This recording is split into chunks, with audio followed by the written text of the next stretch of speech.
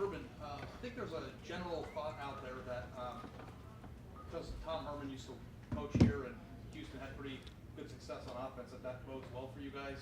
I was just wondering, in your opinion and what you've seen on film from watching Houston go against that defense, how similar are you guys to what they do offensively from a schematic? Well, there's similarities. I think what that gives you a little bit of, of what they, style of defense that we're going to face. But we knew it from last year's. They played Clemson.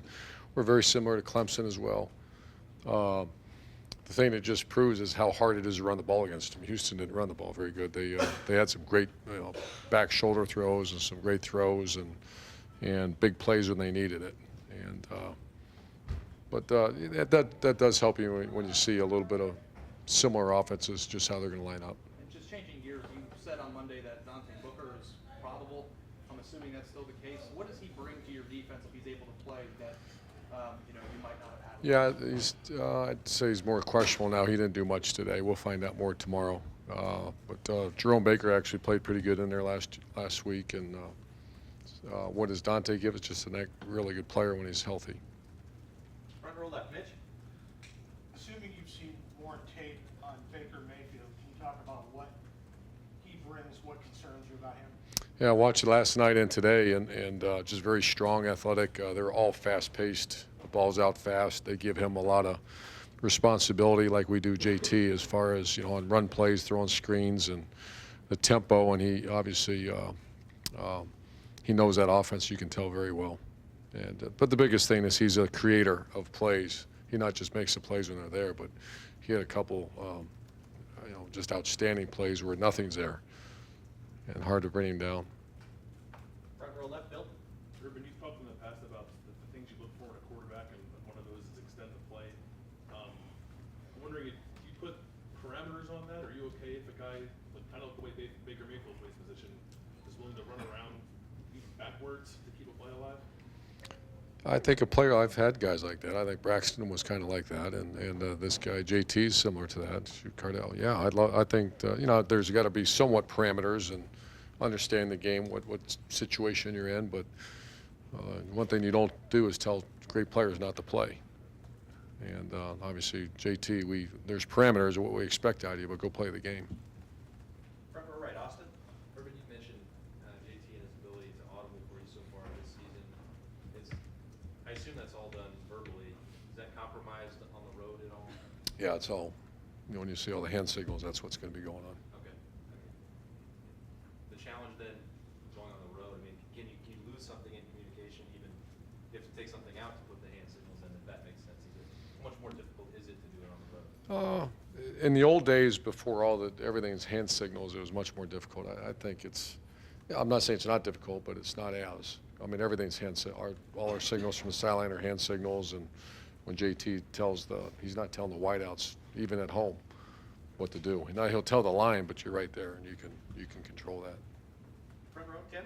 Yeah, we determined now you're 3 weeks in who your top, or he's important right now, who your top 4 or 5 receivers are. I mean, you have kind of a working list now. I mean, or have you seen enough from those guys to? Not really. I think there's more than that. I'd hate to start listing guys and say, well, these are starters.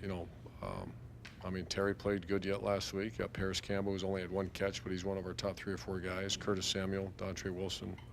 So not yet. Could you see that continuing into the season? I hope. Yeah. I hope. And the other thing, Mike Weber, 2 weeks in now, what are you seeing from him that you really like? I like the fact he's playing without the ball. Very hard. Blocking guys and understanding work ethic and at practice, which that's a product of work ethic practice. Also, I thought he was really good ball security, and that was not good. I mean, I was alarmed in the spring, and then actually first 2 days of training camp we had to, there were some conversations had because it was not good, and that's how you lose a game. Second row middle, Ryan. Seems like a lot more top teams are playing these one-off neutral site games to start the season, but y'all have home and homes against Oklahoma, TCU, Notre Dame, and Texas in the future. Do you like the chance that you'll get these teams in Ohio Stadium eventually, even though it means you also have to travel and play a true road game? Sure. I don't really give much thought to schedules and all that. Let my boss do all that, and we play who we play, and I think it's good for college football. I think the playoff, I think everybody's doing that now. I haven't really followed everybody else, but I think you're going to start seeing a marquee matchup every year and early in the season. Far left, Matt.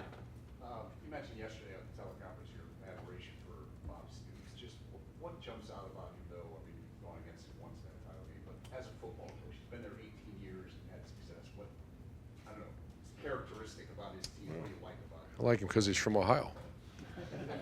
He's from Northeast Ohio, to be specific. You can tell he comes from a coach's family. His father was a great high school coach, and you know, I know all his brothers. It's when you grow up in similar areas, you just kind of check on each other, and we've always got along very well. And you know, he was the one of the first. I told this story that when I was a very young coach was starting, it used to be, I don't understand why, but it was almost, you know, hey, I worked really late last night. I'm not, you know, I haven't been around it was like you're sign of a tough coach if you did a good job neglecting another part of your life. And I never quite understood that. And obviously he was one of the first ones to say, I'm not doing that. I'm taking my kids to school. I'll never forget, I'm taking my kids to school on Friday.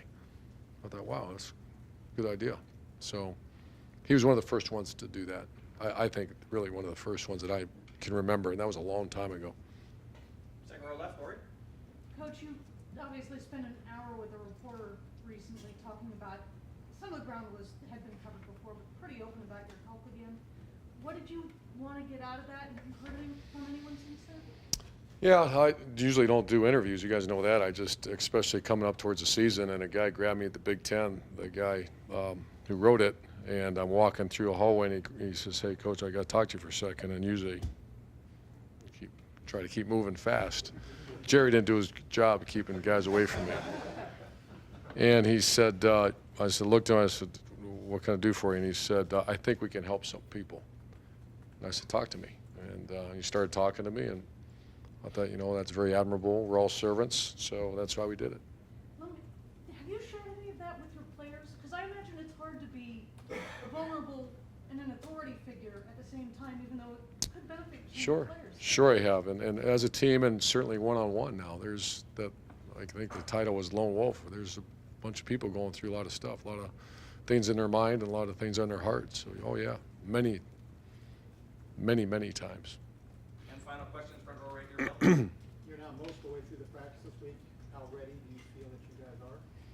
Oh, I'm glad we have another 2 days to get ready. But I love our effort was outstanding. You know, it's they're a really good team we're playing. They're not just good players, but well coached, good concepts. So we're not quite ready as far as that's concerned.